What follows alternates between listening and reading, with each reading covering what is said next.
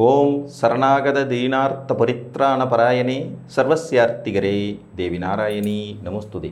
வணக்கம் நேயர்களே, இது மகாலட்சுமி ஜோதிடம் வழங்கும் காலச்சக்கரம். உங்கள் அன்பு ஜோதிடர் ஸ்ரீராம்ஜி பேசுகிறேன். அனைவரும் நலமுடன் இருக்கிறீர்களா? நன்றாகத்தான் இருப்பீர்கள், நன்றாக இருக்க வேண்டும்.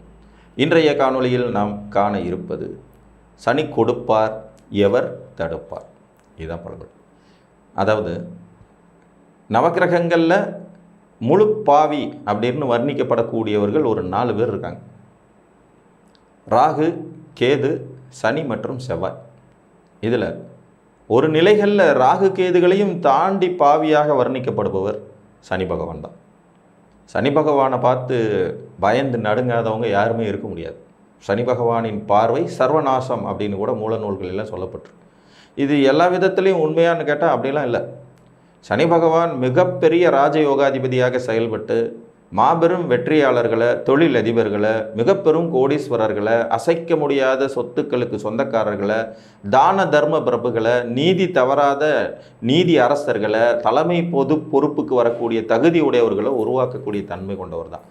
எல்லா கிரகங்கள்கிட்டையுமே பாசிட்டிவ் நெகட்டிவ் அப்படிங்கிறது இருக்குங்க. மனிதனை எடுத்துக்கிட்டாலும் அதே தான். எல்லாருக்கும் நல்லவனாக ஒருத்தர் இருக்கான்னா அவன் யாரோ ஒருத்தர் கெட்டவராகவும் இருக்க தான் செய்வான். அந்த மாதிரி தான் கிரகங்களும். இதில் இவர்கள் இயற்கை பாவிகள் அப்படிங்கிறதுனால இவங்களை ரொம்ப நம்ம ஹைலைட் பண்ணிடுறோம். 7.5 சனி வந்துருச்சுன்னா அவ்வளோதான், நீ அஷ்டம சனி வந்துருச்சா ஐயோ உன் லைஃபே முடிஞ்சு போச்சுனாலும் சொல்கிறோம். ஆனால் உண்மையை சொல்லணும்னா அஷ்டம சனி நடந்த காலத்துலேயும் நல்ல தசாபுத்திகள் நடக்க பெற்றவர்களுக்கு வாழ்வியலில் மிகப்பெரிய மாற்றங்களும் முன்னேற்றங்களும் நிகழ்வதை கண்கூட பார்க்க முடியும். என்னோட ஜாதகமே அதுக்கு ஒரு உதாரணம் தான். நான் மிதன ராசி, புனர்பூச நட்சத்திரம். அஷ்டம சனி ஆரம்பித்த காலத்தில் தான் வாழ்க்கையில் மிகப்பெரிய வளர்ச்சியும் முன்னேற்றமும் வந்துச்சு. அப்போ அஷ்டம சனி நடக்குது, நீங்கள் முடங்கி போயிடுவீங்கன்னு சொல்கிற இந்த பொது பலன்கிறது இங்கே செல்லுபடியே ஆகாது. அப்போ தசாபுத்திகளின் அடிப்படையில் சனி பகவானும் மிகச்சிறந்த யோகத்தை தரக்கூடியவர் தான்.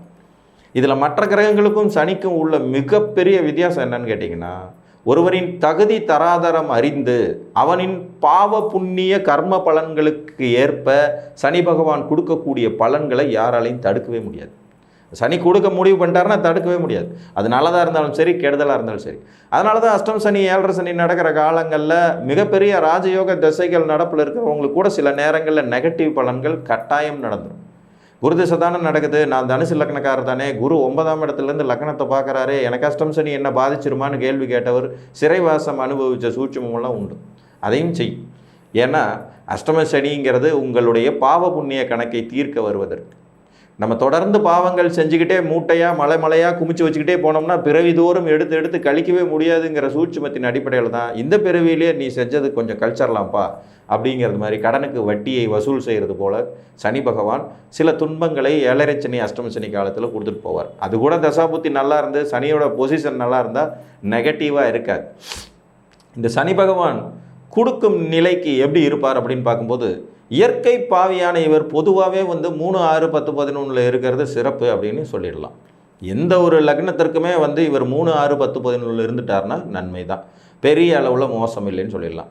எதிர் அணி லக்னக்காரர்களுக்கு கூட 3, 6, 10, 11 இவர் இருக்கும்போது மேலும் ஒரு இயற்கை சுபர் அல்லது 2 இயற்கை சுபர்களோ தொடர்புகளுக்கு வந்துட்டாங்கன்னா போதும் அப்படிங்கிற நிலையிலிருந்து ஒரு நல்ல ஒரு முன்னேற்றம், முயற்சிகளில் வெற்றி, வளர்ச்சி இதை தன்னுடைய தசா காலங்களில் கொடுக்காம போக மாட்டார்.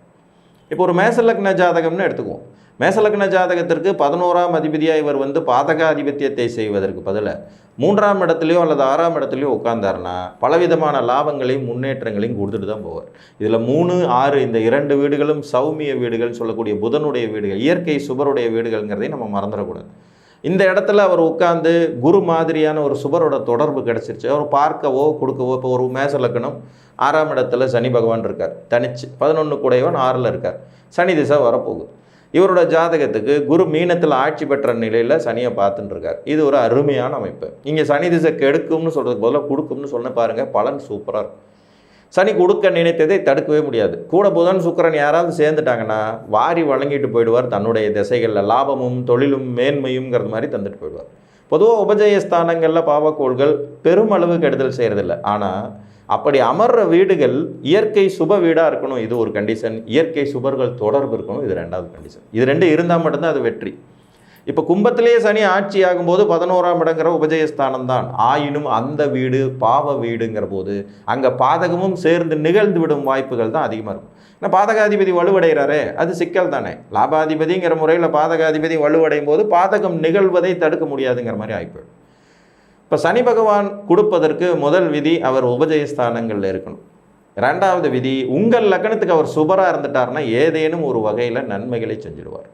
மூன்றாவது விதி, இயற்கை சுபர்கள் அதிகப்படியாக சனி பகவானோடு தொடர்பு கொள்ள இருள் கிரகமான அவர் ஒளி பொருந்தியவராக மாறி உங்களுக்கு நன்மைகளை வழங்க கடமைப்பட்டவர் ஆவார். இதில் குருவுடன் சனி இணைந்த நிலையும் சரி, புதனுடன் சனி இணைந்த நிலையிலும் சரி, சுக்கிரனுடன் சனி இணைந்த நிலையிலும் சரி, அல்லது இவர்கள் தனித்தனியாக அவரை பார்க்கும் நிலையிலும் சரி, சனி பகவான் நன்மை செய்ய கடமைப்பட்டவர் ஆகிறார். சந்திரனோட சனி இணைவுங்கிறது நன்மையும் தீமையும் கலந்த கலப்பு பலனாக போயிடும். ஏன்னா அது ஒரு புணர்வு தோஷங்கிறது மாதிரி தோஷங்களையும் தர வேண்டியதாக. பிரம்மச்சரிய வாழ்க்கை, சன்னியாசி வாழ்க்கை, குடும்ப அமைப்பு இல்லாதவர்களுக்கு புணர்வு தோஷம் வேலை செய்யாது. அவங்களுக்கு அது வளர்ச்சியையும் முன்னேற்றத்தையும் பொது சேவை புரிபவர்களாகவும் மாற்றிவிடும். எந்த வீட்டில் உங்களுக்கு சனி இருந்தாலும் இந்த 4 விதிகளை பொருத்தி பாருங்கள். முதல்ல சனி பகவான் ஒரு இயற்கை சுபரோட வீட்டில் இருக்காரா? அடுத்தது அவர் உபஜயஸ்தானத்தில் இருக்கிறாரா? 3, 6, 10, 11ங்கிற மாதிரியான ஸ்தானங்களில் உபஜயஸ்தானத்தில் இயற்கை சுபரோட வீட்டில் இருக்காரா? இப்போ ஒரு உதாரணமாக, சிம்ம லக்ன ஜாதகத்துக்கு சனி மொத்தமாக ஆகாதவர், 6க்கும் 7க்கும் உடையவர், கடுமையான மோசமான விளைவுகளை தரக்கூடியவன் சொல்கிறோம். அதே சிம்ம லக்னத்திற்கு 3ஆம் இடம்ங்கிற சுக்கிரனுடைய வீட்டில் உச்சம் பெற்ற சனி சுக்கிரனுடனே இணைந்த நிலையில் குருவின் பார்வை, மிதுனத்தில் இருந்த குருவின் பார்வையும் பெற்ற நிலையில் இவர் சனிமக அதிசையில் தான் மிகப்பெரிய தொழிலதிபரானார். மக்கள் போற்றும் தலைவராகவும் மாறுறாரு, அரசியலில் பெரிய பதவிக்கும் வர்றார். இந்த 3ஐயுமே சனி தான் கொடுக்குறார் இவர் சிம்ம லக்னக்கார். அப்போ இது யோகம் எப்படி வருது அப்படின்னா இந்த மாதிரியான சூட்சுமங்களின் அடிப்படையில் தான் வரும். ஒரு கிரகம் எப்படி செயல்படும் அப்படிங்கிறதுல உபஜயஸ்தானத்தில் அவர் உட்கார்ந்துருக்காருங்கிறது ஒரு விதி. அவர் அங்கே வலுவாக அமர்ந்து 2 இயற்கை சுவர்களின் தொடர்புகளை பெறுகிறாருங்கிறது ஒரு விதி. இதில் சனி கொடுக்கறத மட்டும்தான் வேறு கிரகங்கள் டிஸ்டர்பே பண்ணது. நவகிரகங்களுடைய பரிபாலனத்தில் இந்த ஒரு விதியும் உண்டு. நான் தரும் நன்மையையோ தீமையோ எவரும் குறுக்கிட்டு தடுக்கக்கூடாது அப்படின்னு அவர் ஈஸ்வர்கிட்ட வரம் வாங்கின கிரகம் சனி பகவான். அதனால தான் இவர் நல்லது கொடுத்தாலும் சரி, தீயதை கொடுத்தாலும் சரி யாரும் தடுக்க முடியாது. ஆயுள் காரகன் என்கின்ற மிகப்பெரிய பொறுப்பை இவர்கிட்ட ஒப்படைச்சதுக்கான சூட்சுமமும், ஆயுள் என்பது ஒரு தனி மனிதனுடைய வாழ்க்கையின் ரகசியமாகவே இருக்கட்டும், அந்த ரகசியம் மற்றவர்களுக்கு தெரியாத நிலையிலேயே அவன் ஆயுளை அனுபவிக்கட்டும். தன் வாழ்நாள் எது என்பது உறுதியாக தெரிஞ்சுக்கிட்ட மனுஷன் எப்படி வேணாலும் மாறிடுவான். 4 நாளில் சாக போகிறோன்னு தெரிஞ்சால் இந்த 4 நாளுக்குள்ளே நல்லவனாக தான் மாறுவானாலாம் யோசிக்க முடியாது. முடிஞ்ச வரைக்கும் செஞ்சுட்டு போயிடலாண்டா எதை வேணாலும் அப்படின்னு யோசனை செய்வதற்கான வாய்ப்புகள் உண்டு. சாவுக்கு துணிஞ்சவன் தான் எதை வேணாலும் செய்வான்னு சொல்லுவோம் இல்லைங்களா? இப்போ மரணம் என்பது மறைமுகமாகவும் ரகசியமாகவும் சனி பகவானால் போற்றி பாதுகாக்கப்படும் ஒரு அமைப்பு. அதனால தான் அவருக்கு ஆயுள் காரகன்கிற அந்த பட்டத்தையும் கொடுத்துருக்காரு. ஸோ சனி உங்களுக்கு நல்லது பண்ணணுமா, சுபர்களின் வீடுகளில் அமரணும். இது முதல் விதி. அது உபஜயஸ்தானமாக இருந்துச்சுன்னா ரொம்ப சிறப்பான ஒரு விதி. இதில் அது உபஜயஸ்தானமாக இல்லாத நிலையிலும் கூட நன்மைகளை தனது லக்கணங்களுக்கு கொடுப்பார். தனக்கு நல்லது செய்ய வேண்டிய லக்கணங்கள்னு சிலது இருக்கு இல்லைங்களா? இப்போ ரிஷபம், மிதுனம், கன்னி, துலாம், மகரம், கும்பம், இந்த 6 லக்னக்காரங்களுக்கு உபஜயஸ்தானத்தில் அவர் அமரணுங்கிற கட்டாயம் எதுவும் இல்லை. ஆனால் அதே நேரத்தில் இயற்கை சுவர்களோட தொடர்புகள் அவருக்கு கிடைக்கும்போது, குறிப்பாக குரு, புதன், சுக்கிரன் இந்த 3 பேருடைய தொடர்புகள் கிடைக்கும்போது நிச்சயமாக தனது தசையில் ஜாதகரை கண்டிப்பான ஒரு உயரத்திற்கு, தொடர்ந்து வளர்ச்சியை தரக்கூடியதற்கு, நீண்ட நெடுங்காலம் அனுபவிக்கும் பலன்களை கொடுப்பதற்கு தயார்படுத்துகிறார். இதில் சனி கொடுக்கறது பார்த்திங்கன்னா ஸ்லோவாக இருக்கும். ஏன்னா அவருக்கு மந்தன் ஒரு பெயர் உண்டு. இந்த வேகமான வளர்ச்சி முன்னேற்றங்கிறதுக்கும் சனிக்கும் சம்மந்தமே கிடையாது. கனரக வாகனங்கள் சனி பகவானுடையது. கூட்ஸ் ட்ரெயின் சனி பகவானுடையது. கூட்ஸ் ட்ரெயின் எப்படி மூவ் ஆகும்? அப்படியே மெதுவாக நகர்ந்து போகும். ஒரு குறிப்பிட்ட வேகத்துக்கு மேலே போக முடியாது. அவ்வளோ சரக்கு அது கொண்டுட்டு போய் சேர்க்கும். கனரக வாகனங்கள் மெதுவாக தான் போகும். நிறைய பேரை ஒரு இடத்துலேருந்து இன்னொரு இடத்துக்கு அழைச்சிக்கிட்டு போகிறது சனி பகவானுடைய சூட்சுமங்களில் ஒன்று. அதனால் மெதுவான வளர்ச்சி, ஆனால் நிரந்தரமான வளர்ச்சி. இப்போ ஒரு பாவக்காய் கொடியையும் ஒரு அரச மரத்தையும் கம்பேர் பண்ணி பாருங்கள். ஒரு பாவக்காய் கொடியுடைய ஆயுள் காலம் வெறும் 6 மாதம் தான். நட்டு வச்சோடனே வேகமாக வளரும், பூ விடும், பிஞ்சு வைக்கும், காய் காய்க்கும், அதுக்கப்புறம் வாடி போயிடும். ஆனால் அரச மரம் 6 மாதம் கழிச்சு பார்த்திங்கன்னா 3 இலை தான் விட்டுருக்கும். அதோடைய ஆயுள் காலம் 1000 வருஷம் கூட இருக்க முடியும். அது மாதிரி தான் சனி கொடுப்பது உங்களுக்கு நீண்ட நெடுங்காலம் நிலைத்திருக்கும். அவர் ஒரு சொத்தை கொடுத்தாலும் சரி, வாரிசு யோகத்தை கொடுத்தாலும் சரி, பதவியை கொடுத்தாலும் சரி, தொழிலை கொடுத்தாலும் சரி, அது நீண்ட காலம் நிலைத்திருப்பதாக இருக்கும். நீண்ட காலம் நிலைத்திருக்கும்னு வந்துடுச்சுனாலே அது மெதுவாக தாங்க வளரும். இப்போ நீங்கள் பேங்க்கில் ஃபிக்ஸட் டெபாசிட் போட்டு வச்சிங்கன்னா 7.5% வட்டி, இவ்வளவு தான். இந்த பணம் டபுளிங் ஆகணும்னா கிட்டத்தட்ட பார்த்தீங்கன்னா ஒரு 7லேருந்து 10 வருஷம் ஆகிடும், நீண்ட காலம். ஆனால் வளர்ச்சிங்கிறது உறுதியாக இருக்கும்.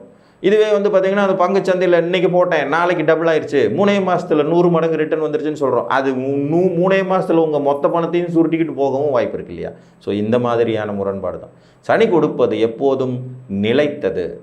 அவர் தரணும் அப்படின்னா அதுக்கு இந்த மாதிரியான சில கண்டிஷன் இருக்கணும். அவர் உபஜயஸ்தானத்தில் இருக்கணும், சுப ராசிகளில் இருக்கணும், உங்கள் லக்ன சுபராக இருக்கணும், இயற்கை சுவர்கள்னு சொல்லக்கூடிய புதன் சுக்கிரன் குருவினுடைய தொடர்பு இருக்கணும். 3 பேரும் தொடர்பு கொண்ட சனியெல்லாம் பார்த்தீங்கன்னா கூரை பிச்சுட்டு கொட்ட வச்சுருவார். ஒருத்தர் தொடர்பில் இருந்தாலுமே உங்கள் வாழ்க்கையை நடத்திக்கிட்டு போகக்கூடிய அளவுக்கான வலிமைகளை தருவார். அவர் நேச்சராக ஒரு சுப ராசியில் உட்கார்ந்துட்டாருனாலும் கூட, ஒரு இயற்கை சுபரின் வீட்டில் உட்கார்ந்துட்டாருனாலும் கூட ஓரளவுக்கு வாழ்வியல் வளர்ச்சிகளை கொடுத்துருவார். ஸோ சனி தருவது என்றைக்கும் வேறு எந்த கிரகத்தினாலும் தடுக்க இயலாதது என்று கூறி மீண்டும் ஒரு காணொலியில் உங்களை வந்து சந்திக்கும் வரை உங்களிடமிருந்து அன்புடன் விடைபெற்றுக் கொள்வது உங்கள் அன்பு ஜோதிடர் ஸ்ரீராம்ஜி. நன்றி, வணக்கம்.